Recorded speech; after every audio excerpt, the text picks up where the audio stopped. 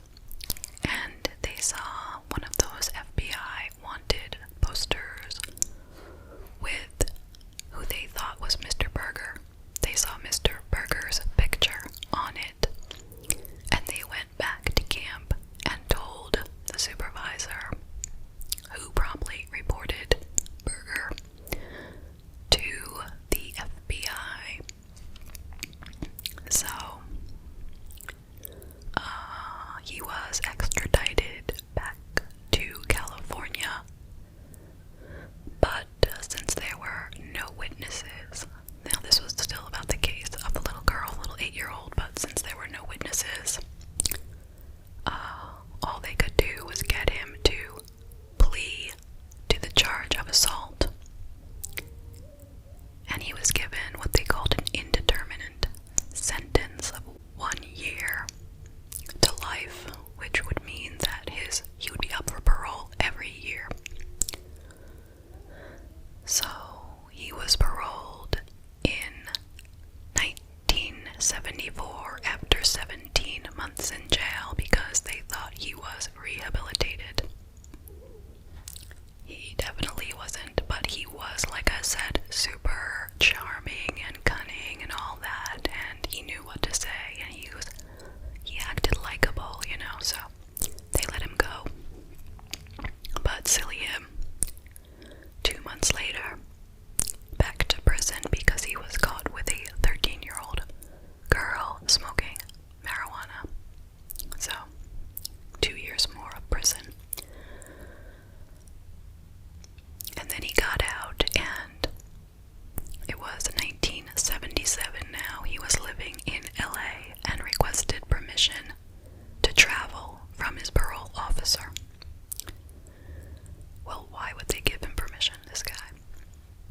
I don't know, but they did. So, he went back to New York, and he killed somebody else. Her name was Ellen Jane Hover, age 23. She was a wealthy heiress. They found his name in her calendar. She had written that she was going out with him on a certain day. When she went missing, they looked in the calendar, and there was his name, John Berger. So they went to him and said, what happened? Did you do something to her? And he said, no, I didn't do anything to her, but yes, I was with her. And we went up to Westchester to take some photos.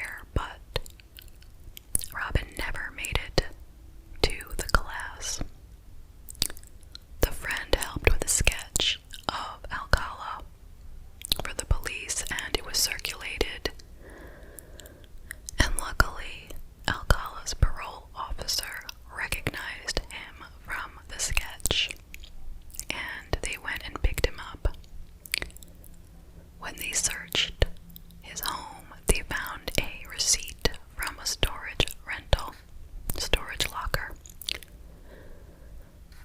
And in the locker, they found the girl's earrings, as well as hundreds of photos taken by Alcala of identified women, girls, and boys.